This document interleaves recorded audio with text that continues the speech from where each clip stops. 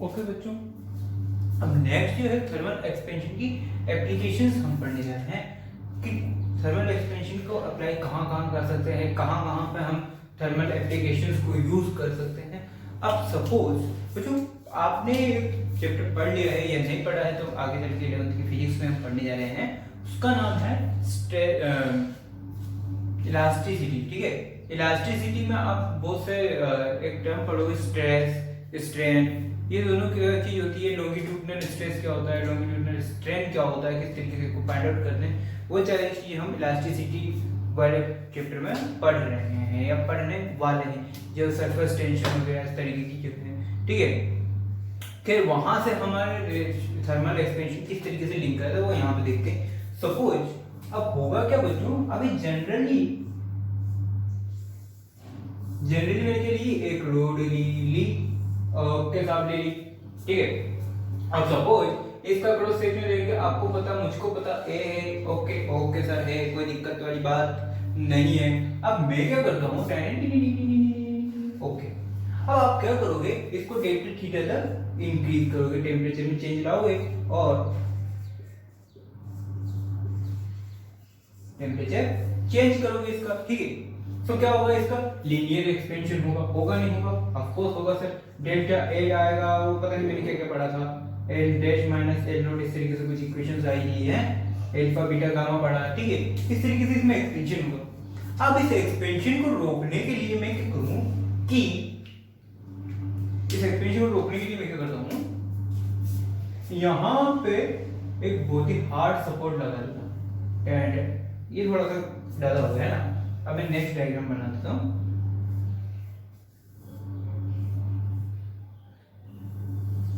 ये लो साहब, ये वही रोड, ये वही है, दिख रही है आपको, ये वही है। हाँ साहब, ये वही है गंदे बच्चों। ठीक है,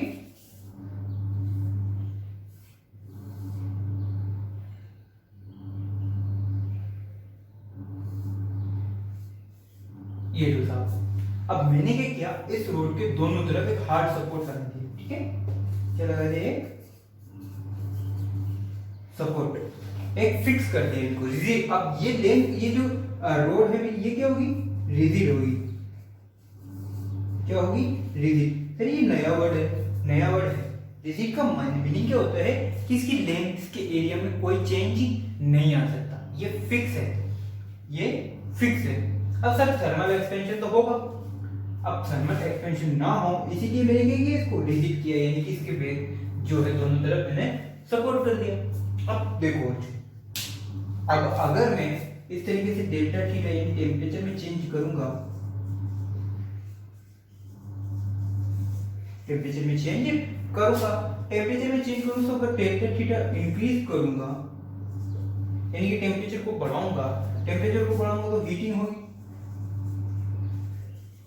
तो एक्सपेंशन होगा तो ये इस सपोर्ट को दूर तरफ फेंकेगा, यानी कि ये वाला पोर्शन इस तरफ फोर्स लगाएगा और ये वाला इस सपोर्ट पे इस तरह से फोर्स लगाएगा।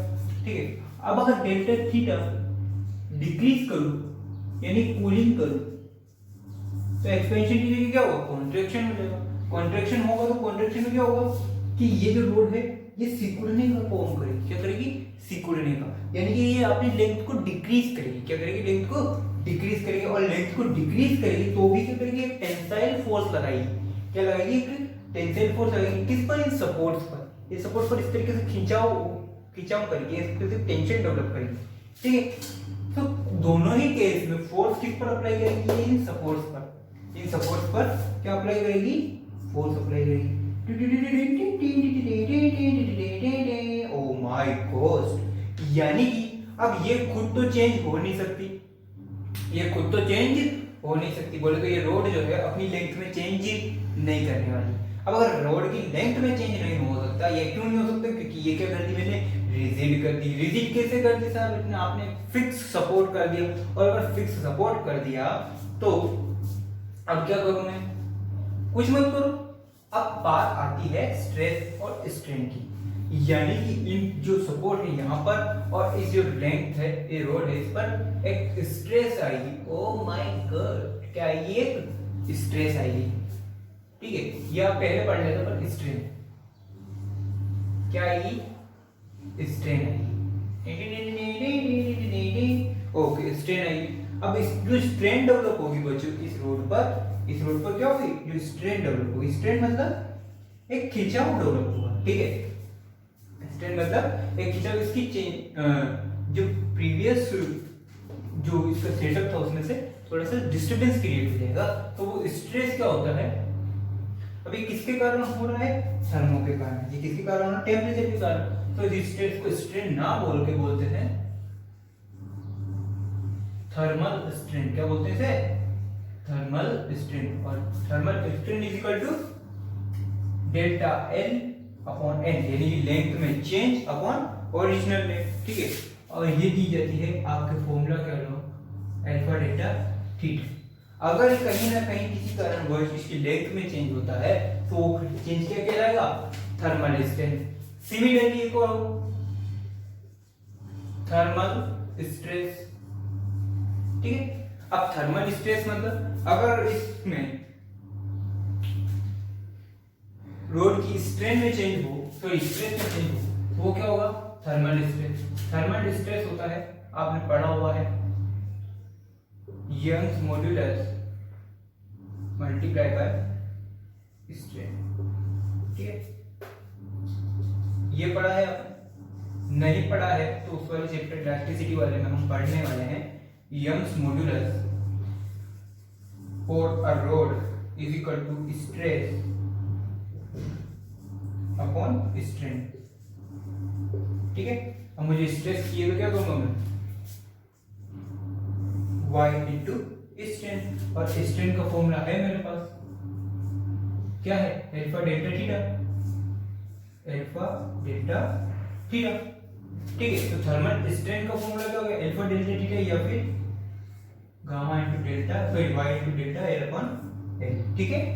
ये है ये थर्मल स्ट्रेस। अब इन सपोर्ट्स पर जो फोर्स अप्लाई कर रहा है, यानी कि रोड जो है इन सपोर्ट पर जो फोर्स अप्लाई कर रही है वो फोर्स क्या होगा,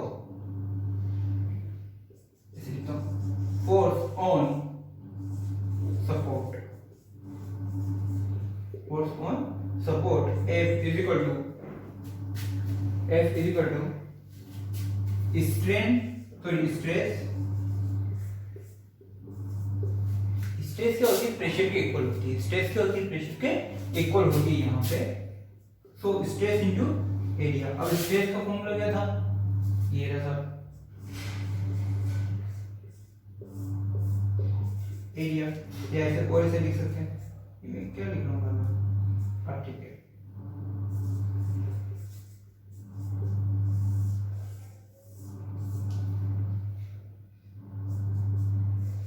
F is equal to y alpha delta theta a, y alpha delta theta a, ठीक। सो स्ट्रेस का फॉर्मूला होता है F upon A, so F is equal to stress into A। Stress का फॉर्मूला आपके पास है, यहाँ से y into delta L by L लिख दो, या y into alpha delta theta।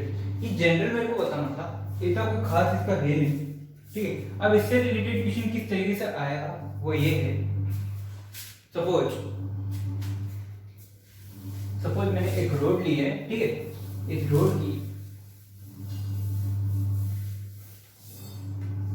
की लेंथ है 5 मीटर, कितनी है, 5 मीटर, और ये रोड है स्टील की, किसकी है, स्टील की। तो आपको अच्छे से पता है अल्फा फॉर स्टील, सर हमें तो पता ही नहीं था, 1.2 into 10 की power -5 degree Celsius inverse, okay. अब मैंने क्या किया, इसमें टेम्परेचर चेंज किया 10 डिग्री सेल्सियस का, कितना किया, 10 डिग्री सेल्सियस से मैंने इसमें टेम्परेचर डिक्रीज किया, और इसका एरिया जो है वो है 40 सेंटीमीटर स्क्वायर। इसका जो क्रॉस सेक्शनल एरिया वो कितना है, 40 सेंटीमीटर स्क्वायर, कितना है, 40 सेंटीमीटर स्क्वायर। अब आपको निकालना, मान लो कि स्टील के लिए यंग्स मॉड्यूलस कितना है, 2.2 into 10 की पावर 11, 2 into 10 की पावर 11 न्यूटन पर मीटर स्क्वायर। ये किसके लिए है, स्टील के लिए। ये क्या है, यंग्स मॉड्यूलस कांस्टेंट, ठीक है। अब आपको निकालना क्या है, आपको निकालना है applied force on this supports, या ये जो है कि अगर मैं इसको रिजिट करूं, अगर मैं इस रोड को रिजिट करने के लिए कोई सपोर्ट लगाऊं, तो उन सपोर्ट पर अप्लाइड फोर्स कितना होगा वो आपको फाइंड आउट करना है। करने के लिए आपके पास गामा है सॉरी वाई है अल्फा है डेल्टा थीटा ऑफ कोर्स है एरिया है, पुट करो सीधी सीधी फॉर्मूला है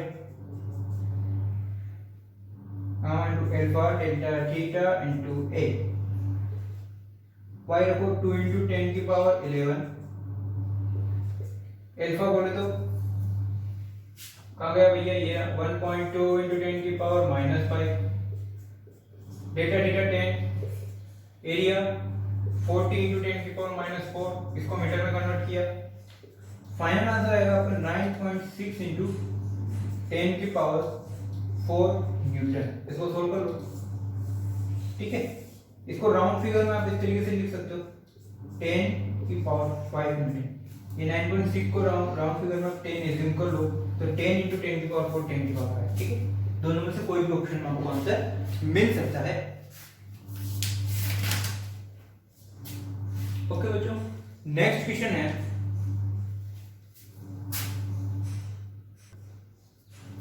बच्चों, आपने कभी बैलगाड़ी देखी? बैलगाड़ी, अब बैलगाड़ी में क्या होगा कि ऊपर एक रिम होगी और नीचे का व्हील होगा। अब मुझे क्या करना है, मुझे बैलगाड़ी नहीं बनानी है, बैलगाड़ी का पहिया बनाना है।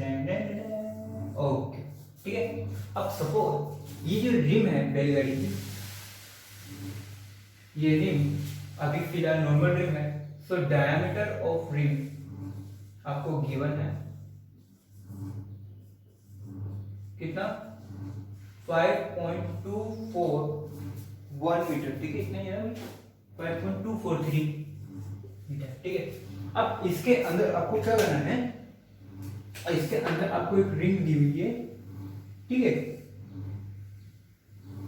ये आपको रिंग दी हुई है और रिंग का डायमीटर है बहुत ज्यादा,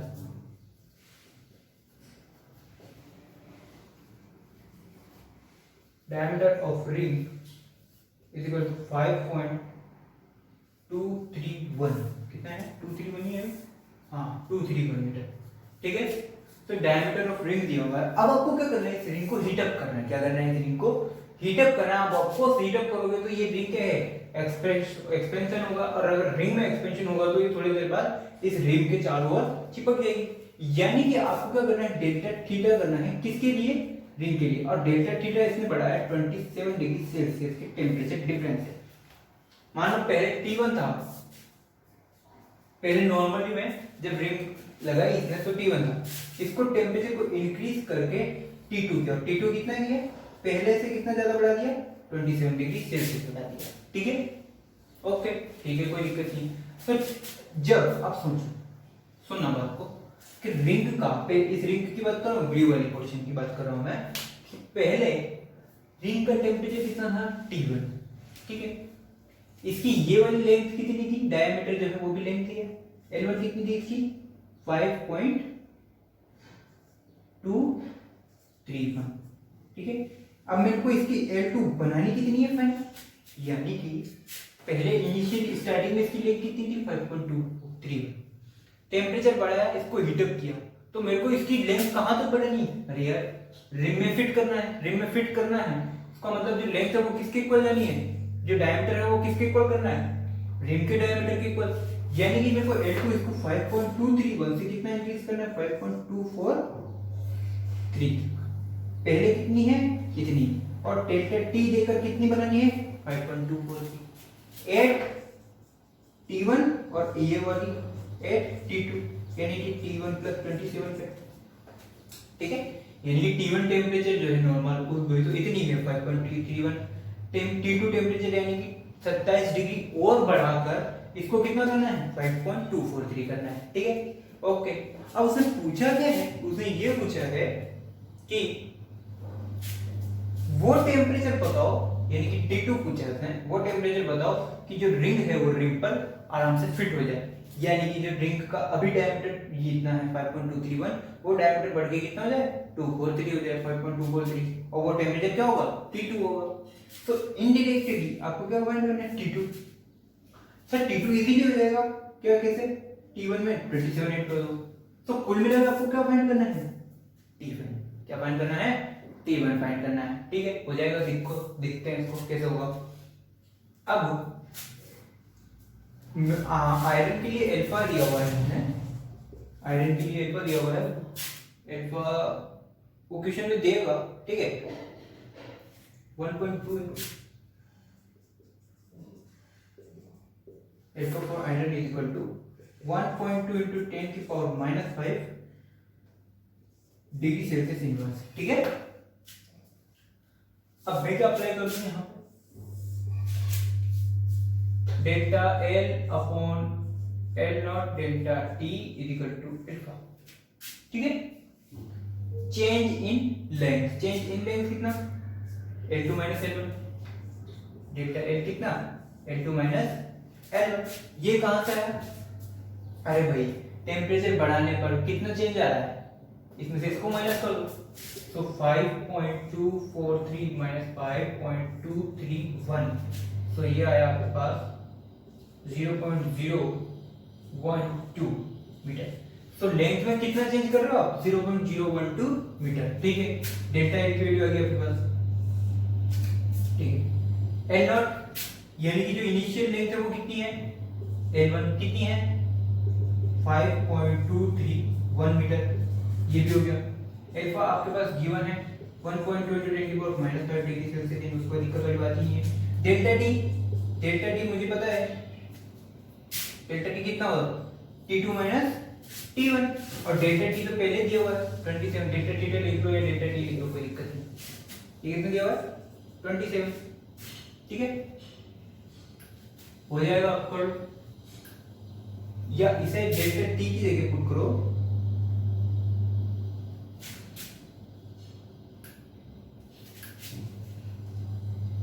T2 माइनस 27, डेल्टा टी की जगह क्या पुट करो, T2 माइनस, अच्छा सॉरी यहाँ पे थोड़ा सा मिस्टेक है कि ये जो T, ये टेम्परेचर है, ये इनिशियल टेम्परेचर है T1, ठीक है, इनिशियल टेम्परेचर,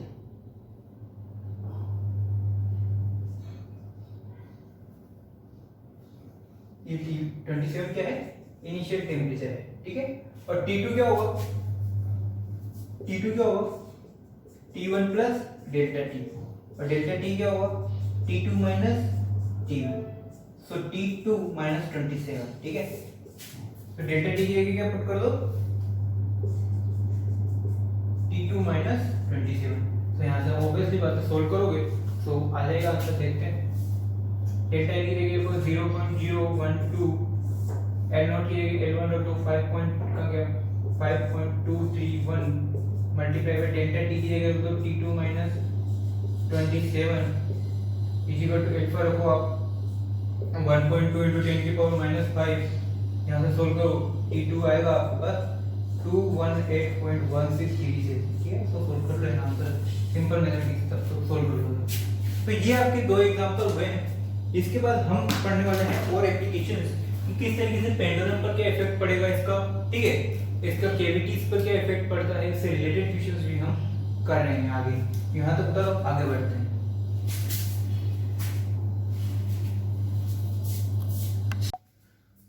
ओके बच्चों, नेक्स्ट कांसेप्ट है आपका बायमेटेलिक स्ट्रिप का। क्या है, बायमेटेलिक स्ट्रिप, ठीक है। बायमेटेलिक स्ट्रिप मोस्टली यूज होती है थर्मोस्टेट, कहां पे, ये आप आगे जाके अगर इलेक्ट्रिकल ब्रांच में बीटेक करते हो तो वहां पर आपको थर्मोस्टेट वगैरह के बारे में जानकारी दी जाएगी। थर्मोस्टेट एक डिवाइस होती है जहां पे आप बायोमेटेलिक स्ट्रिप का यूज करते हो। खैर हमें वहां इतने डीप में नहीं जाना है। बेसिकली बायोमेटेलिक स्ट्रिप होती है इस तरह से, दो एक अलग अलग मेटल की स्ट्रिप ली जाती है। क्या ली जाती है, दो अलग अलग मेटल की स्ट्रिप ली जाती है और उन दोनों को बिल्कुल डायरेक्ट कांटेक्ट में रखा जाता है, और बिल्कुल इतना रखा जाता है कि बिल्कुल ये जो पॉइंट्स ऑफ कांटेक्ट है बहुत हार्ड है और ये दोनों एक दूसरे से अलग अलग नहीं हो सकती, ये दोनों एक दूसरे से अलग अलग नहीं हो सकती है, ठीक है। मैं क्या करता हूं, इन दोनों बायोमेटेलिक स्ट्रिप को हीटअप करना है, तो सोचो कि इनको एक्सपेंड भी होना है, ठीक है, और इनको एक्सपेंड होने के साथ साथ इनको अलग भी नहीं होना। यानी कि सपोज इन दोनों की फिलहाल लेंथ कितनी है, L, दोनों की लेंथ क्या होगी, सेम होगी, एल लेंथ, दोनों की लेंथ क्या होगी, सेम होगी, लेकिन ये दोनों मेटल अलग अलग है, तो इसका जो अल्फा 2 है वो अलग होगा, इसका जो अल्फा है वो अल्फा 1 अलग होगा। ठीक है, कोई दिक्कत वाली बात नहीं। अब जब मैं जैसे ही इसको डेल्टा टी टेम्परेचर देके इसको एक्सपेंड करता हूँ, डेल्टा टी टेम्परेचर बढ़ाया और मुझे इसको क्या करना है, एक्सपेंड करना है। अब ये दोनों स्ट्रिप्स अलग अलग तो हो नहीं सकती, तो अब होगा क्या, रिजल्टेंट, रिजल्टेंट क्या होगा कि इस तरीके से आर्क की फॉर्म में कन्वर्ट हो जाती है।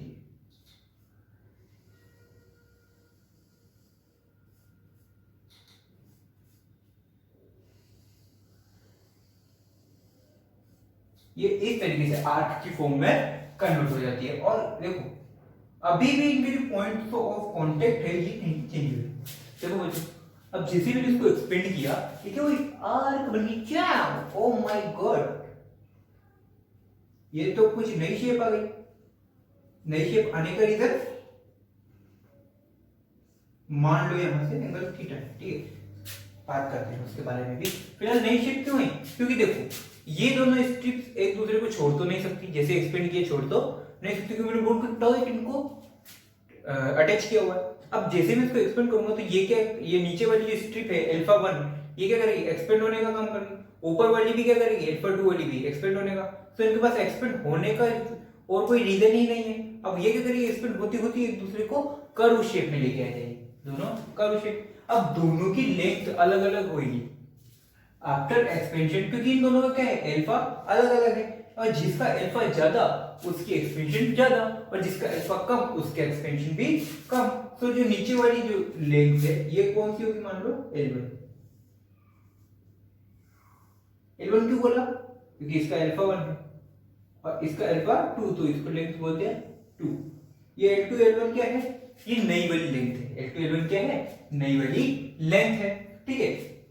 अब दूसरी बात, सपोज करो आपको, मान लो जब ये इस तरीके से कर्व शेप बनेगी, तो मैंने इन दोनों के बीच का एंगल निकाल लिया, इस ए पॉइंट और इस बी पॉइंट के बीच में एंगल फाइंड आउट कर लिया, ये बी पॉइंट और ये ए point, okay.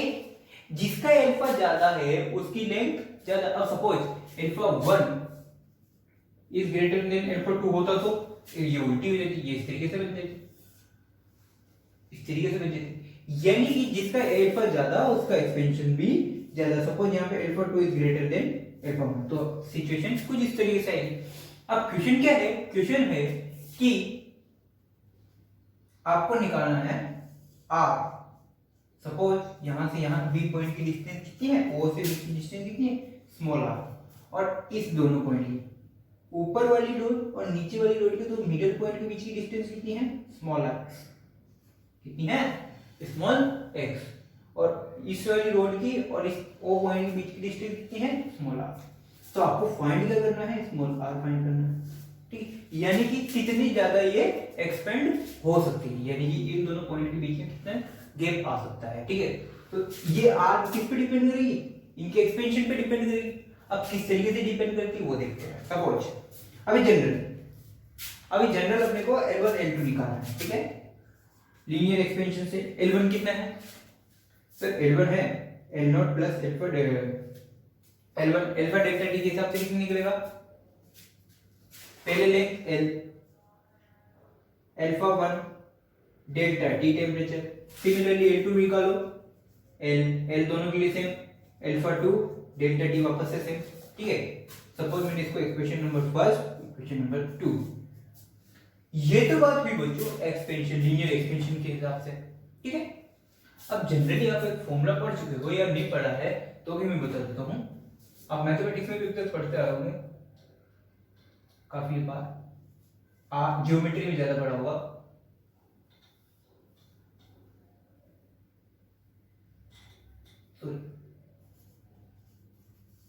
Angle is equal to R upon radius, angle is equal to arc upon radius. किसी भी आर्क का और रेडियस और एंगल के बीच में क्या रिलेशन होता है, angle is equal to arc upon radius.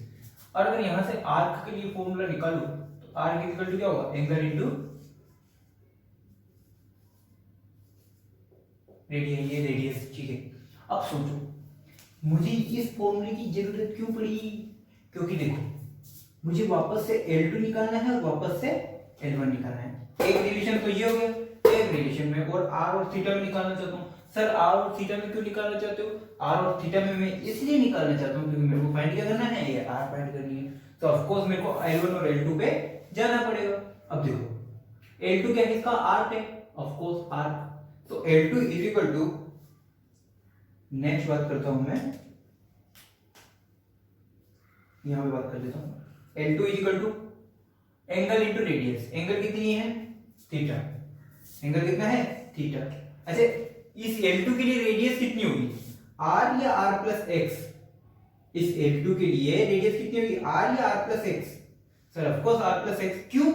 क्योंकि इन दोनों पॉइंट के बीच की डिस्टेंस स्मॉल r। सो L2 के लिए बात करें, L2 तो ऊपर है तो डिस्टेंस तो R से ज्यादा होगी। R से कितनी ज्यादा? R plus x. R plus x कहां से है? इस पॉइंट से, मान लो यहां की बात करता हूं मैं, तो यहां से लेके इस O पॉइंट के बीच की डिस्टेंस कितनी?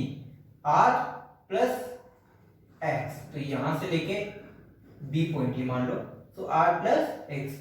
L1 की बात करो तो L1 में वापस से आर्क, ये L1 भी क्या हो गया? आर्क। एंगल कितना? थीटा। रेडियस कितनी? इसके लिए तो R ही काफी है, सो R। ये इक्वेशन नंबर 4 और ये 3, ठीक है। अब यहां से इन दोनों से मैं क्या करता हूं, इन दोनों इक्वेशंस को आपस में डिवाइड करके यहां से भी L1 अपॉन L2 निकाल दो और L1 अपॉन L2 यहां से भी निकालता हूं। ऐसा क्यों वो भी बताता हूं, पहले यहां से निकाल लेते हैं। L1 upon L2 theta into R upon theta into R plus theta, ठीक है, हो जाएगा। तो थीटा से थीटा कट, आंसर आएगा R upon R plus theta. हो गया? ओके, इधर आओ, यहां से भी L1 अपॉन L2 निकालो। कितना है? L alpha 1 delta T upon L alpha 2 delta T. Alpha L और डेल्टा टी, L और डेल्टा टी से कट, तो आंसर क्या है? Alpha 1 upon alpha 2। अब देखो इस वाली में L1 L2, इस वाली में भी L1 L2, क्या अल्फा 1 अपॉन अल्फा 2 और R upon R plus theta, ये दोनों एक दूसरे के इक्वल पुट कर दो, ये दोनों एक दूसरे के इक्वल पुट कर देता हूं। Alpha 1 alpha 2 equal to R upon R plus theta, ठीक है। यहां से मेरे को क्या फाइंड करना है? R फाइंड करना है। सो R फाइंड इजीली कर सकता हूं मैं, देखो कैसे। सॉरी R प्लस एक्स है, यहाँ पे गलती होगी, बोलते भी नहीं हो सर, हम कैसे बोले? ओके, माफ कर, ठीक है। R प्लस एक्स, कोई ना सोचिए कुछ तो गड़बड़ हुआ। ओके, अब मुझे क्या निकालनी है? R की वैल्यू। तो इसको थोड़ा सा रिवर्स कर देते हैं। अल्फा 1, ये ऐसे कर देता हूं मैं, उल्टा कर दिया। Alpha 2 upon alpha 1 is equal to R plus X upon R, पहले से उल्टा कर दिया, ठीक है। Alpha 2 upon alpha 1 is equal to R upon R plus X upon R, ठीक है। ओके, ये कट के 1, alpha 2 upon alpha 1 is equal to 1 plus X by R, okay, ये 1 इधर जाएगा। Alpha 2 upon alpha 1 minus 1 is equal to X upon R, okay, ये बन गया alpha 2 minus alpha 1 upon alpha 1 is equal to X by R. R की value निकालो यहां से, सिंपल कैलकुलेशन, आपको रॉकेट साइंस नहीं है। x into alpha 1 upon alpha 2 minus alpha 1, तो कितना एक्सपेंशन होगा? ये किस पे डिपेंड कर रहा है? इसके अल्फा पे और इसकी x पे, इसकी अल्फा और इसकी x पे, यानी कि इन दोनों के बीच की डिस्टेंस कितनी है, यानी कि इन दोनों के बीच की डिस्टेंस कितनी है? इन दोनों के बीच की डिस्टेंस स्मॉल है, और दूसरी चीज इन दोनों का अल्फा कितना है, ठीक है, उस पर ये डिपेंड करता है r। आगे बात समझ में? तो r कैसे निकालोगे वो भी समझ। ओके बच्चों, अब मैं बात करता हूं टाइम पीरियड की। Time period of pendulum. अगर मैं पेंडुलम को लेके चलो, शाबाश, अब मैं बात करता हूं पेंडुलम की। किसकी? पेंडुलम। अच्छा बच्चों, पेंडुलम पर क्या इफेक्ट पड़ सकता है? सोचो, अगर मान लो, सोचो सोचो तुमने कभी क्या। ओके, ये है मेरा पेंडुलम, ये है मेरा पेंडुलम। ओके, कोई दिक्कत वाली बात नहीं है, नॉर्मल पेंडुलम है, सबके घरों में होता है, सबके घर में घड़ी है। सर हमारे घर में तो दूसरी घड़ी पेंडुलम वाली है। अरे तो भाई मान ले, ओके कोई दिक्कत वाली बात नहीं है। फिलहाल मैं बात करता हूँ पेंडुलम की, और इस पेंडुलम का टाइम पीरियड है मान लो टी, मान लो टी, कितना टी, ये यहाँ तो इसको मेन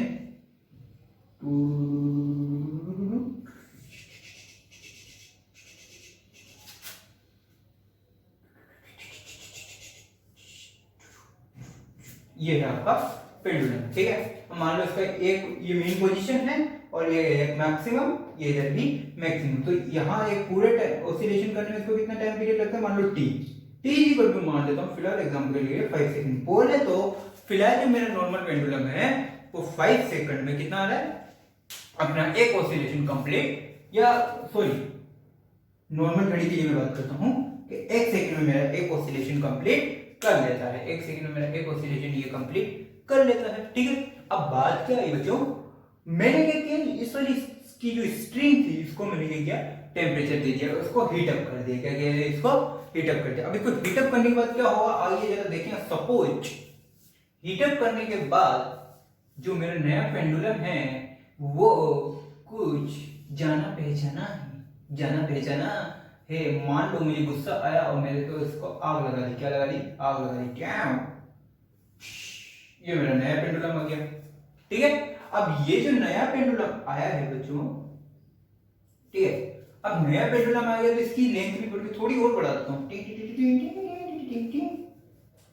सर आप बहुत वो जुल्म कर रहे हो, अरे ये लो साहब, अब मैंने इसकी लेंथ को थोड़ा सा और बढ़ा दिया, बोले तो इसकी लेंथ होगी एल डैश, कितनी, एल डैश बोले तो एल डैश, ठीक है। अब जो लेंथ हुई, और आप मेरे बच्चों को अच्छे से पता है कि L dash equal to L not plus delta L होता है। एल नॉट बोले तो स्मॉल एल हो गया, ये लो एल प्लस डेल्टा एल बोल दिया मैंने इसको। ये क्या हुआ साहब, और ये पोजीशन कब आई, जब आपने इसको डेल्टा टी टेम्परेचर से इंक्रीज किया। ये सही यार, ये भी टी, इसको टी नहीं थीटा बोल देता हूं, आपको क्या बोलता हूं, theta, okay, theta sorry delta theta, ये क्या है, टेम्परेचर इंक्रीमेंट, और उसकी वजह से इसकी लेंथ इंक्रीज होगी। लेंथ कितनी हो गई, L dash equal to L plus delta L. अब मैं पूछता हूं कि क्या टाइम पीरियड पर क्या इफेक्ट पड़ेगा, इसके टाइम पीरियड पर क्या इफेक्ट पड़ेगा, स्लो होगा बोले तो ज्यादा मिलेगा टाइम पीरियड या कम होगा, यानी कि जो पेंडुलम है वो स्लो होगा या मोशन होगा, यहां पे कंफ्यूजन होता है, सोच के बताओ।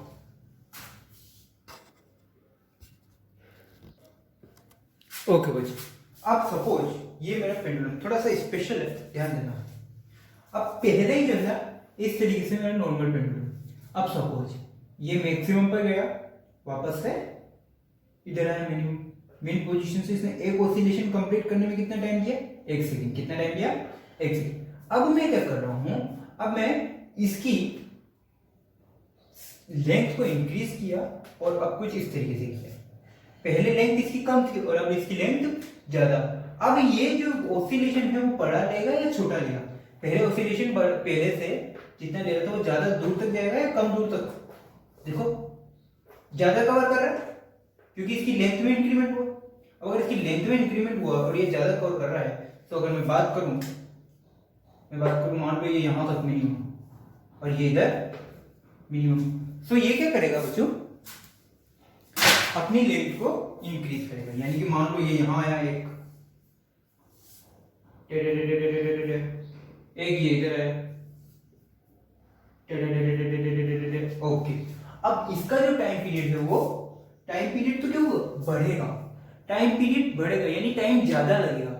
टाइम ज्यादा लगने का मतलब ये जो ऑसिलेशन पेंडुलम है ये पहले से क्या हो जाएगा, स्लो हो जाएगा, पेंडुलम पहले से स्लो हो जाएगा।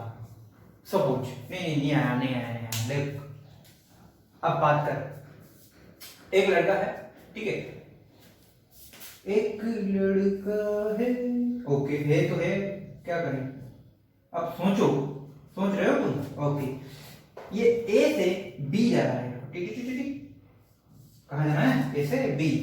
अब इस बी वाली पोजीशन पे जाने में नॉर्मली कितना लगता है, टी इक्वल टू 10 सेकंड लगती है, कितना लगता है 10 सेकेंड, ठीक है। अब नेक्स्ट टाइम मैं बोलता हूं कि नेक्स्ट केस में दोबारा जब ये जा रहा है तो ये ले रहा है 15 सेकेंड। रीजन, रास्ते में कोई मिल गया, अबे रीजन ये कि ये स्लो चल रहा है, ये पहले से स्लो चल रहा है। पहले दौड़ता हुआ आ रहा था तो 10 सेकंड में पहुंच गया, अब थोड़ा सा चल के आ रहा है, वॉक करके आ रहा था, इसलिए 15 सेकंड। हमेशा गलत, रास्ते में जरूरी थोड़ी कोई मिले, सिर्फ हो भी तो सकता है। ये लो बदमाश कहीं के, ठीक है। तो कितना 15 सेकंड, ये जरूरी रास्ते में कोई मिले, आराम से वॉक करता हुआ आ रहा है भाई। इन टाइम पीरियड क्या हुआ इसको देखो, पहले टाइम पीरियड 10 अब 15, तो टाइम तो क्या हुआ, बढ़ गया, इंक्रीज हुआ। लेकिन इस ये अगर ये पेंडुलम है तो ये क्या हुआ, पहले से स्पीड इसकी स्लो होगी, पहले से इसकी स्पीड स्लो, तो पेंडुलम की स्पीड भी क्या होगी, स्लो होगी, यानी पेंडुलम की जो ऑसिलेशन करने की जो पावर है वो क्या होगी, कम होगी। अगर पहले एक सेकंड में ये जो ऑसिलेशन है, ये पेंडुलम है एक ऑसिलेशन करता है, तो नाउ ये 2 सेकंड में एक ऑसिलेशन करेगा। कितने में, 2 सेकंड में। और मान लो इसका मतलब ये नहीं है कि टाइम चेंज हो गया, टाइम तो चल रहा है जो चल रहा है, बट ये पेंडुलम मेरा क्या हो गया, खराब हो गया, ऐसा क्या हो गया, पेंडुलम मिस्टेक आ गई, पेंडुलम में क्या आ गई, पेंडुलम में मिस्टेक आ गई, ठीक है। इसका मतलब अगर एग्जैक्ट 10 सेकंड के बाद इसके 10 ऑसिलेशन होते हैं तो 10 सेकंड के बाद इसके कितने हुए, 5, क्योंकि ये क्या है पहले से 16 चल रहा है। ये 1 सेकंड में एक ऑसिलेशन कर रहा है, ये उसका डबल टाइम ले रहा है, 2 सेकंड में एक ऑसिलेशन कर रहा है। आई बात समझ में, इसे बोलते हैं पेंडुलम में मिस्टेक। अब पेंडुलम में टाइम में किस में क्या चेंज आया, किस तरीके से चेंज आया वो हम देख लेते हैं।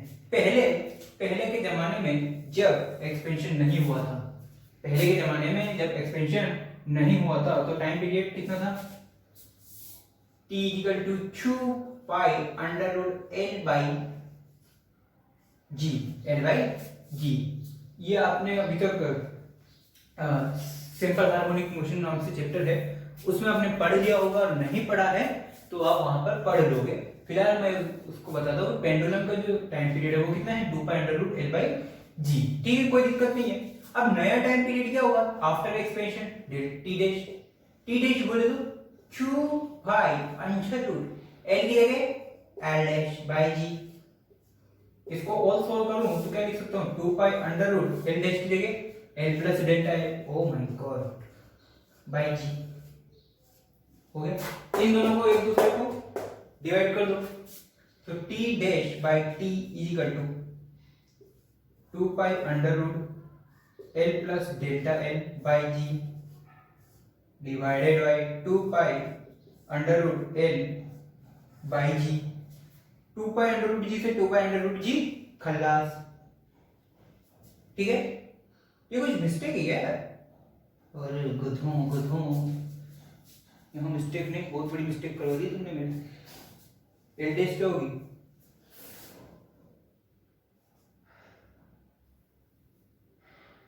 एल प्लस डेल्टा एल, सही तो है पापी लोगों, ओके। तो यहाँ पे लिखूं under root L plus delta L upon L, ठीक है।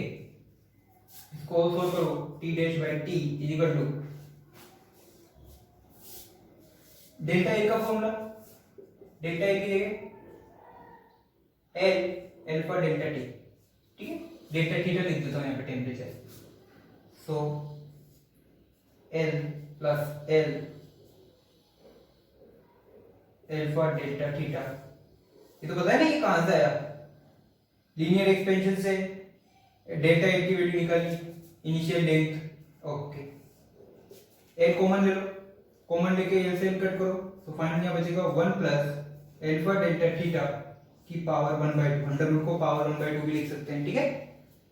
अब देखो पहले का जो टाइम पीरियड है t या t डैश जो है वो t multiply by 1 plus alpha delta theta की पावर 1/2।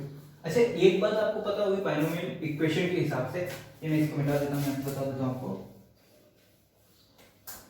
ये मैंने पहले की भी कभी बताई होगी, नहीं बताई तो अभी सुन लो, आगे भी बहुत काम आने वाली, कि अगर 1 प्लस एक्स की पावर स्मॉल n है, 1 प्लस एक्स की पावर स्मॉल n है, और यहाँ पे ये x है ये बहुत बहुत बहुत छोटा है x है, तो इसको बाइनोमियल थ्योरम से आप ऐसे लिख सकते हैं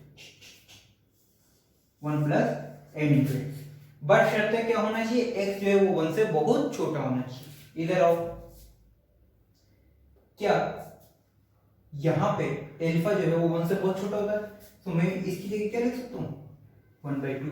तो T dash equal to T 1 plus इसको और आगे लेके आ गया 1/2 alpha delta theta, 1/2 alpha delta theta. यहां से क्या आ गया टी डैश। ये मेरा नया टाइम पीरियड है, ये मेरा नया टाइम पीरियड। अब देखो टी तो पहले था, टी में कुछ और मल्टीपल हो गया, मल्टीप्लाई हो गया यानी कि टाइम बढ़ गया, मल्टीप्लाई हो गया यानी कि टाइम बढ़ गया। और अगर टाइम बढ़ गया तो आप डेल्टा टी निकालने को बोलो तो निकाल सकते हो, ऑफ कोर्स निकाल सकते हो। तो देखो डेल्टा टी इक्वल टू नया टाइम माइनस पुराना टाइम। ओके, नया टाइम ओहो T into 1 plus 1/2 alpha delta theta minus T, T से टी कट गया है ना, नहीं कॉमन आ गया। इस टी को अंदर मल्टीप्लाई कर देता हूं मैं, तो delta T equal to T plus T by 2 alpha delta theta minus T, इस टी से ये टी कट, तो जो टाइम में चेंज आएगा वो क्या होगा alpha delta theta T by 2। ये क्या आया, ये क्या आया, ये आपके टाइम में लॉस, ये आपके टाइम में लॉस आया। अगर कूलिंग करते हो तो गेन आया, इसे आप लॉस भी बोल सकते हो, और कहीं पे जब कूलिंग करोगे तो गेन। अब कुछ सी बात है, कूलिंग करोगे तो ये जो स्ट्रिंग है ये पहले से छोटी हो जाएगी, और अगर पहले से छोटी हो जाएगी तो टाइम जो इसका पहले 1 सेकंड में एक ऑसिलेशन कर रही थी, कूलिंग करने पर स्ट्रिंग मान लो सपोज यही इतनी सी रहेगी, ठीक है। तो इतनी सी रहने के बाद ये क्या करेगी, अपने टाइम पीरियड को कम करेगी, यानी कि पहले 1 सेकंड में एक ऑसिलेशन कर रही थी, अब 1/2 सेकंड में, हाफ सेकंड में एक ऑसिलेशन करेगी। तो यहां तो क्या होगा, टाइम में गेन मिला आपको, टाइम पीरियड में गेन हुआ। उसी तरीके से टाइम अब यह और इस तरीके से टाइम में लॉस हुआ। तो लॉस या गेन वो बात डिपेंड करता है टेंपरेचर बढ़ा रहे हो या घटा रहे हो, बढ़ा रहे हो तो लॉस, घटा रहे हो तो गेन, ठीक है। ये चीज है आपके पास, ये इफेक्ट पड़ता है पेंडुलम पर। इससे रिलेटेड काफी अच्छे क्वेश्चंस आपके आए हुए हैं एग्जाम में, वो भी हम करेंगे। फिलहाल आप इतना सा कॉपी कीजिए।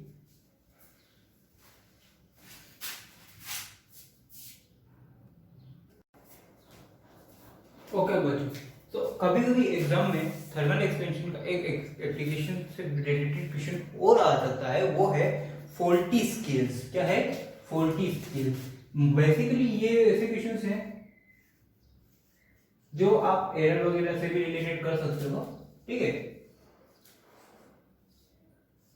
अब फॉल्टी स्केल का मीनिंग क्या है, मतलब सपोज अब यहां पे क्या करोगे कि किसी भी स्केल की लेंथ को या स्केल को आप एक्सपेंशन करोगे या उसे कूल करोगे, उसे कॉन्ट्रैक्ट करोगे, उसकी फिर लेंथ में चेंज आएगा।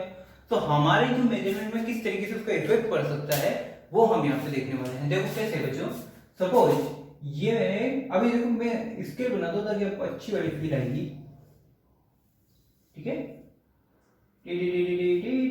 तो ये स्केल है, ये मेरा टूटा हुआ स्केल है, ठीक है, टूटा हुआ स्केल है। बोले तो 60, ये लिख देता हूँ 60, 70, 80, चलेगा क्या, 100, 120, 140, 160। ये मेरा सेंटीमीटर स्केल है। और मैं क्या कर रही, मैंने क्या किया कि एक लोड लेके आया। अभी नॉर्मल कंडीशन में मैंने इसकी लेंथ मेजर करी, कितनी आई 120। कितनी है इसकी major length, actual length F L बोले तो एक्चुअल लेंथ कितनी 120 मीटर, कितनी है भाई 120 मीटर है, ठीक है। अब मैं क्या करता हूँ कि इस स्केल पे आग लगा दो। सर क्या किया, आग लगा दो। आग लगाएंगे या इनका टेम्परेचर इंक्रीज करेंगे। इस स्केल का क्या करें, इस स्केल को आप नाउ मतलब now scale is heater, scale is heater. अब अगर स्केल को हीट किया यानी कि इसका डेल्टा टी टेम्परेचर डिफरेंस बढ़ाया। अब अगर टेम्परेचर डिफरेंस बढ़ाया तो आपको अच्छे से पता है कि इसकी लेंथ जो है वो इंक्रीज होगी। So L dash is equal to L plus delta L बन जाएगा। ठीक है, सपोज इस स्केल के मटेरियल का कोफिशिएंट अल्फा है, तो डेल्टा एल की वैल्यू कितनी होगी, एल अल्फा डेल्टा टी होनी चाहिए एस पर स्केल। ठीक है, ये सारी चीज जानकारी तो आपको पहले से थी। अब इस पर क्या इफेक्ट पड़ेगा वो सोचो। एक्सपेंड हुआ तो ये स्केल को इस तरीके से खींचेगा बच्चों, देखो कुछ इस तरीके से खींचना है, और अगर इस तरीके से खींचाई में आएगा यानी कि एक्सपेंड होगा। अब जब ये स्केल एक्सपेंड होगा तो क्या इसकी रीडिंग्स भी एक्सपेंड होगी, इसकी रीडिंग्स भी एक्सपेंड होगी। सपोज ये आया 60, यहाँ आया 70, यहाँ आया 80 टू 5, यहाँ 100 और 101 आगे तक कंटिन्यू। ठीक है, अब लेकिन देखो ध्यान देना कि मैंने जो एक्सपेंशन किया वो किस पे किया है, ओनली स्केल में। किसमें किया है, स्केल में। मैंने इसको छेड़ा भी नहीं है, इसको मैं छेड़ा भी नहीं। अब वापस इसको उठा के यहाँ पे रखा, ये जो मेरी रोड थी वापस मैंने इसको उठा के यहाँ पे लेके आया। अब जरा लेंथ मेजर करो कितनी आई, अब लेंथ कितनी आई 80 मीटर। कितनी आई 80 मीटर। ये कैसे हो गया भाई, लेंथ रोड छोटी हो गई, रोड छोटी नहीं हुई स्केल बड़ा हो गया। रोड छोटी थोड़ी हुई, स्केल मैंने बड़ा किया, इसको एक्सपेंड किया। एक्सपेंड करने से इसकी रीडिंग्स भी एक्सपेंड हो गई, इसकी रीडिंग में भी इसकी जो रीडिंग थी वो भी एक्सपेंड हो गई। तो अब जो आई है स्केल की रीडिंग, अब जो स्केल की रीडिंग आई है वो कितनी आई है 80 मीटर। यानी कि कितनी, अब जो रोड की जो मेजर लेंथ है वो कितनी है 80 मीटर। क्या ये 80 मीटर सही है, क्या ये 80 मीटर सही है, नहीं। आंसर तो कितना है 120। अरे यार 120 सही है, इसको थोड़ा सा और बड़ा कर देता हूं।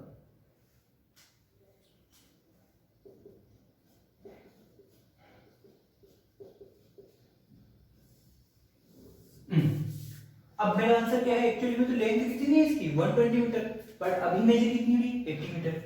तो कहीं ना कहीं तो करेक्शन करना पड़ेगा। तो अब क्या करना पड़ेगा, मैं क्या करता हूं कि इसकी डेल्टा एल मतलब ये जो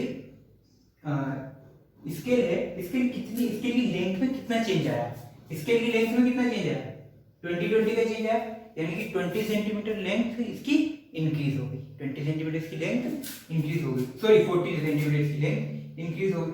सो true reading for T R is equal to measure length plus delta L. Delta L क्या है, स्केल की लेंथ में चेंज। डेल्टा एल क्या है, स्केल की लेंथ में चेंज। इधर मत समझना ना रोड की लेंथ में चेंज, नहीं, ये डेल्टा एल क्या है, स्केल की लेंथ में चेंज। कि ये जो स्केल है यहां से यहां कितना एक्सपेंड हुआ है वो। तो अब मेजर लेंथ होती है आपकी 80, डेल्टा एल कितना था 40, तो ट्रू वैल्यू कितनी है 120 आ गई वापस से। तो अब इस वाले केस में आपको क्या करना है, इस वाले केस में आपको ट्रू वैल्यू निकालने के लिए जब भी आप किसी स्केल को हीट अप करो उसमें एक्सपेंशन होगा। अब आपको ट्रू वैल्यू निकालने के लिए क्या करना है, जो मेजर लेंथ है उसमें उसकी स्केल की डेल्टा एल को ऐड कर देना है। और डेल्टा एल कहां से आएगी, यहां से आएगी, L alpha delta T. L alpha delta T से आप एल डेल्टा एल की वैल्यू फाइंड आउट कर सकते हो और फिर वहां पर उसको पुट अप कर सकते हो। सिमिलरली अब यहां तो हीट अप किया, अगले केस में मैं क्या करूंगा, इसको डेल्टा टी को डिक्रीज कर देना, टेम्परेचर को डिक्रीज किया। टेम्परेचर को डिक्रीज किया इसका मतलब मैं क्या कर रहा हूं, उसकी कूलिंग कर रहा हूं। कूलिंग कर रहा हूं इसका मतलब स्केल छोटा हो जाएगा, स्केल इससे और छोटा हो जाएगा। सपोज मेरा स्केल अब ये बन गया, ये 60, ये 80, ये 100, ये 120, 140, 160, इस तरीके से मेरा स्केल और छोटा हो गया। ठीक है, अब स्केल छोटा हो गया इसका मतलब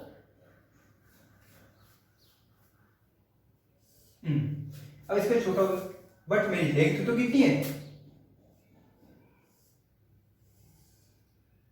अब लेंथ कितनी मेजर करेगा ये 160। लेंथ कितनी मेजर करेगा, या 140 करवा देता हूं अब थोड़ा सा। अब लेंथ कितनी मेजर कर रहा है 140।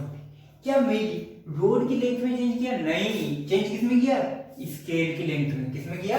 स्केल की लेंथ में। तो अब कितनी रीडिंग, अब मैंने जब इसको मेजर किया तो कितनी बता रहा है ये 140। कितनी बता रहा है 140 सेंटीमीटर। ये सेंटीमीटर मीटर का, ओके मीटर ले रहा, कोई दिक्कत नहीं, 140 मीटर। अब 140 मीटर बता रहा, तो यहां पे ट्रू वैल्यू रीडिंग निकालने के लिए मुझे क्या करना पड़ेगा? Major length minus delta L, यानी कि कितनी डेल्टा एल से उसमें कॉन्ट्रैक्ट हुआ है, कितनी डेल्टा उसकी स्केल की कम हुई है, वो मैं उसमें से माइनस कर देता हूं। तो true reading is equal to measure length 140 minus 60। Answer कितना है? तो इसके लिए डेल्टा एल क्या है? तो अगर हीटअप करोगे, अगर हीटअप करते हो यानी एक्सपेंशन होगा, क्या होगा? एक्सपेंशन हो रहा है, स्केल के लिए बात कर रहा हूं। सो स्केल के लिए जो ट्रू रीडिंग आएगी वो होगी major length plus delta L for scale, S for scale, ठीक है। अपोजिटली अगर मैं कूलिंग करता हूं तो क्या होगा? कॉन्ट्रास्ट होगा, और कॉन्ट्रास्ट होने के बाद जो ट्रू वैल्यू आएगी वो क्या आएगी? Major length minus delta L of scale, ठीक है। कहीं कहीं बच्चों फॉल्टी स्केल से रिलेटेड क्वेश्चन किस तरीके से आता है कि हीटअप करने पर जो स्केल है वो शॉर्टर लेंथ मेजर करता है या ग्रेटर जो है ज्यादा लेंथ मेजर करता है। हीटअप करने पर शॉर्टर मेजर करी ज्यादा, पहले जितनी 80 थी, सॉरी पहले 120 थी, तो अब कितनी करी 80 मीटर, तो शॉर्टर करी। और कूलिंग करने पे कम करता है ज्यादा, तो कूलिंग करने पे ज्यादा लेंथ मेजर करता है, ठीक है। तो ये सर 40 स्केल इससे रिलेटेड क्वेश्चन आपको काफी मिल जाएंगे बुक्स वगैरह में। तो आप, और अगर आपको क्वेश्चन चाहिए तो आप कमेंट कर सकते हो, मैं आपको प्रोवाइड करवा दूंगा टेलीग्राम पे, हमारे ग्रुप पे, ओके।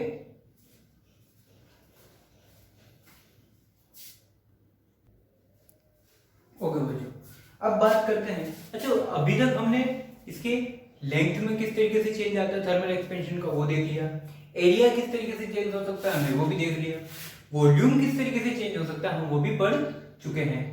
तो क्या बच्चों इसका डेंसिटी पर भी कोई फर्क पड़ेगा?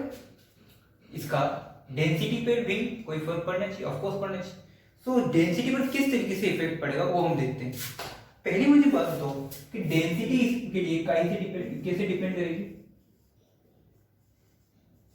डेंसिटी इसके लिए कैसे डिपेंड करेगी? सपोज डेंसिटी को मैं रो से लिखूं, rho is equal to mass upon volume, तो small m by capital V, ठीक है। अब सोचो थर्मल एक्सपेंशन करने पर स्मॉल m मास तो कभी चेंज होता नहीं, सो चेंज क्या होगा? वॉल्यूम, उसके अकॉर्डिंग क्या चेंज होगी? डेंसिटी।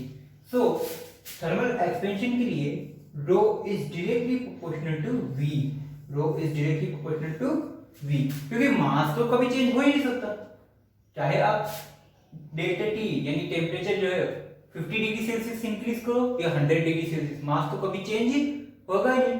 तो चेंज क्या होगा? Only volume. तो उस वॉल्यूम के रिगार्डिंग क्या चेंज होगा? रो। अब मान लो कि डेल्टा थीटा टेम्परेचर चेंज करने पे,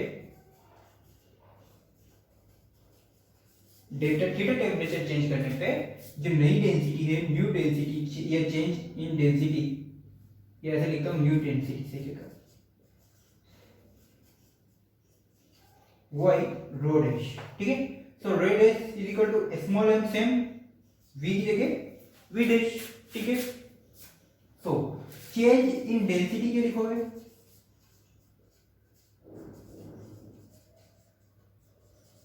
delta rho is equal to rho dash minus rho, okay. अब रो और v एक दूसरे से कैसे रिलेटेड है वो भी देख लेते हैं।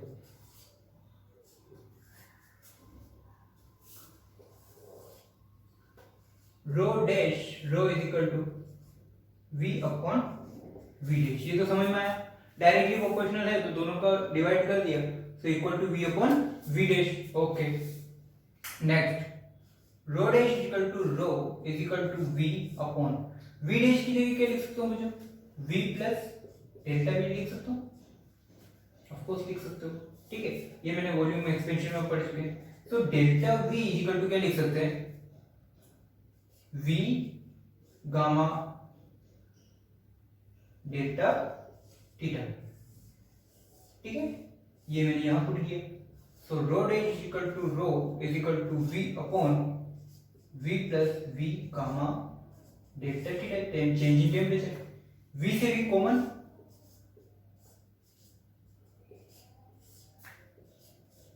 One plus gamma delta theta, V से V यहां पर कट। सो नेक्स्ट मेरी इक्वेशन क्या बनेगी, rho del is equal to rho one upon one plus gamma delta theta, इधर इसको मल्टीप्लाई कर दिया, rho into one plus gamma delta theta की पावर -1।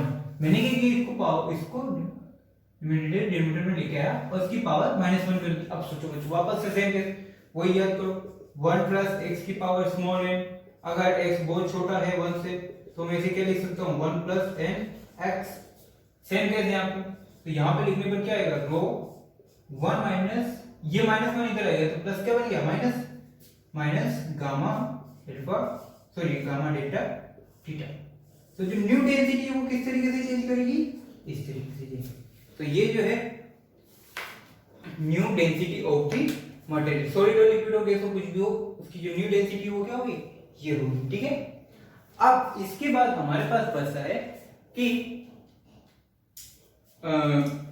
लिक्विड में और गैसियस में एक्सपेंशन किस तरीके से होता है, ठीक है। वैसे तो गैसियस और लिक्विड एक्सपेंशन हम केटीजी में थोड़ा सा पढ़ रहे हैं, थोड़ा सा क्या वहां पे काफी डीपली पढ़ रहे हैं, ठीक है। तो फिलहाल मैं यहाँ पे हल्का सा आपको इंट्रोडक्शन दे देता हूँ उसका, ठीक है, ताकि हमें पता लग जाएगा सीन क्या बनता है, ठीक है।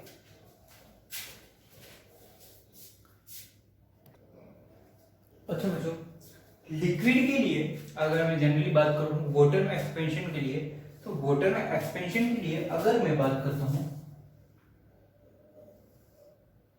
इस तरीके से, एक मैं ग्राफ ड्रॉ करता हूं बच्चों, किस किस के बीच में, एक तो टेम्परेचर, दूसरा डेंसिटी, ठीक है, टेम्परेचर और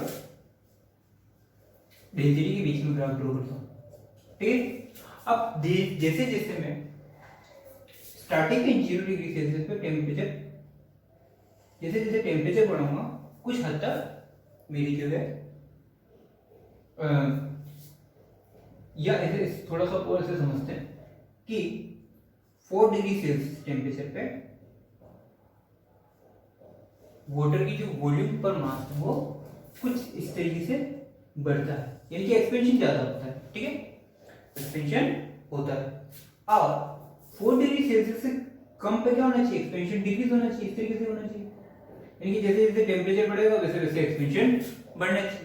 लेकिन वाटर के लिए क्या होता है बच्चों, वाटर के लिए अब देखो यहाँ इस पॉइंट की बात करें, इस पॉइंट पे क्या होना चाहिए कि यहाँ से टेम्परेचर धीरे धीरे धीरे धीरे डिक्रीज होना चाहिए, ऑफ कोर्स होना चाहिए सर, करेगा आप ऐसा है तो। लेकिन वाटर के लिए ऐसा नहीं होता है, वाटर के लिए 4 डिग्री सेल्सियस से और 0 डिग्री सेल्सियस की रेंज में टेम्परेचर और इंक्रीज होता है, ये सॉरी इसकी एक्सपेंशन और ज्यादा होता है। इसको थोड़ा सा मैं कंटिन्यू ग्राफ बना देता हूँ,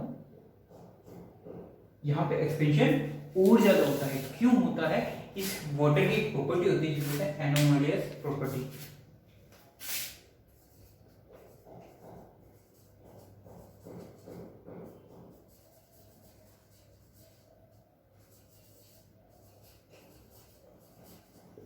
एनोमलियस nature of water, anomalous nature of water, इसका मीनिंग का यही है कि 0 डिग्री सेल्सियस से 4 डिग्री सेल्सियस के बीच में भी जो है वाटर का एक्सपेंशन होना स्टार्ट हो जाता है। अगर इसे 4 डिग्री सेल्सियस से टेम्परेचर इंक्रीज करो तो ऑब्वियसली बात है नॉर्मल लिक्विड की तरह इसका एक्सपेंशन होगा। पर अगर दूसरे लिक्विड के लिए बात करो तो 4 डिग्री सेल्सियस से नीचे भी वहां पर एक्सपेंशन नहीं होता है या कम होता है, ठीक है। बट इसके लिए क्या होता है, 0 से 4 डिग्री के सेल्सियस के बीच में रेंज में भी एक्सपेंशन होता है, ठीक है। आपने कभी कभी देखा होगा जैसे कि कई सारे एग्जांपल है, जैसे कि जो लेक होती है, जो ठंडे जो देश होते हैं वहां पे क्या होगा कि अब सपोज एक एग्जांपल है कि जो कोल्ड कंट्रीज है वहां पे मान लो इस तरीके से पाइप में पानी भरा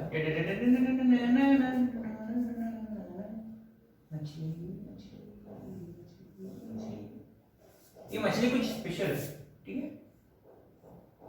अरे यार पीने के पानी में मछली मछली खाएगा तो पका के नहीं। अब सपोज क्या होता है ठंडे प्रदेशों में पाइप बर्स्ट हो जाते हैं, पाइप फूट जाते हैं जिसे बोलते हैं, ठीक है, पाइप में विस्फोट हो जाता है। रीजन क्या है? वो जो ठंडे प्रदेशों में जैसे ही टेम्परेचर 0 डिग्री सेल्सियस से 4 डिग्री सेल्सियस होता है, क्या होता है 0 डिग्री सेल्सियस से 4 डिग्री सेल्सियस, तो ये जो पानी है ये क्या करता है अपने आप को एक्सपेंड करने का काम करेगा। क्या करेगा? अपने आप को एक्सपेंड करने का काम करेगा। अब एक्सपेंड करने के लिए इसको जगह चाहिए, और जगह चाहिए तो ये पाइप जो है ये पाइप बर्स्ट हो जाएंगे। ये पाइप क्या हो जाएंगे? बर्स्ट हो जाएंगे, यानी कि ये फूट जाएंगे। फूटने का रीजन क्या है कि 0 डिग्री सेल्सियस से 4 डिग्री सेल्सियस के टेम्परेचर पर वाटर अपने आप को एक्सपेंड करता है, एक्सपेंशन करता है। क्यों? एनामोलियस नेचर के लिए, इसके लिए एनामोलियस नेचर ऑफ वाटर, ठीक है। इसी हिसाब से कई बार लेक में क्या होता है कि जब जो इस कंट्रीज होती है, कंट्री में क्या होता है कि ऐसी कंट्री जो ठंडी देश है वहां पे क्या होता है कि लेक के ऊपर तो बर्फ की लेयर होती है बिल्कुल, और नीचे आराम से मछली पार्टी करती रहती है। देखो ऐसे ऐसा ऐसा सीन देखा होगा कभी। ये लेक है, मैं तो कभी गया नहीं लेक है, किसी के साथ में जा गए होंगे आप लोग, ठीक है। तो ये जो लेक है, अब लेक के ऊपर तो आइस की हल्की लेयर जमी हुई है, ठीक है। एंटरटेनमेंट देखिए, एंटरटेनमेंट उसमें लास्ट में वो जो डोगी जाता है बर्फ की लेयर नीचे जाके बर्फ में वाटर में कूद जाते हैं लेक में, ऊपर होता है बर्फ की लेयर होती है उस पे, और नीचे पानी चल रहा होता है जिसमें वो डोगी जो है वो चला जाता है भाई साहब मछलियों से मिलने है। सेम केस होता है कि ऊपर क्या होता है कि आइस की हल्की सी कांच वाली ग्लास टाइप लेयर होती है, नीचे क्या होता है, नीचे आराम से पानी नॉर्मल टेम्परेचर होता है पानी का, और मछली आराम से पार्टी करती रहती है। मछली ऐसी बनती है, मैंने कभी देखी नहीं, ओ ऐसी मछली बनती है, मछली जल की रानी है, जीवन का पानी, ठीक है। तो ये आराम से यहाँ पर पार्टी चल रही है, और ऊपर क्या हो रहा है, बर्फ जम रहा है। ऊपर क्या हो रहा है, बर्फ जम रहा है। तो आप सोच रहे हो यहाँ पे बैठे, ओ माय गॉड नीचे मछलियों का क्या हो रहा होगा, बर्फ जमी हुई है, लेकिन मछली तो क्या कर रही है, पार्टी कर रही है भाई साहब। ये किसके कारण है? क्योंकि यहाँ का टेम्परेचर किसके बीच में है, 0 डिग्री सेल्सियस से 4 डिग्री सेल्सियस के बीच में, ठीक है। तो ये जनरली था। इसके बाद में अपन पढ़ते हैं थोड़ा सा गैस के बारे में, ओके। अच्छा बच्चों, अगर मैं गैस की बात करूं तो गैस किस पे डिपेंड करती है? एक गैस जो है sir, gas ideal gas equation के ऊपर काम करेगी। किसके ऊपर काम करेगी? जो भी हम एक्सपेंशन पढ़ेंगे गैस में आगे चल के केटीजी में, वो सब किसके ऊपर काम करेगी? आइडियल गैस इक्वेशन की। किसके बिहाफ पे?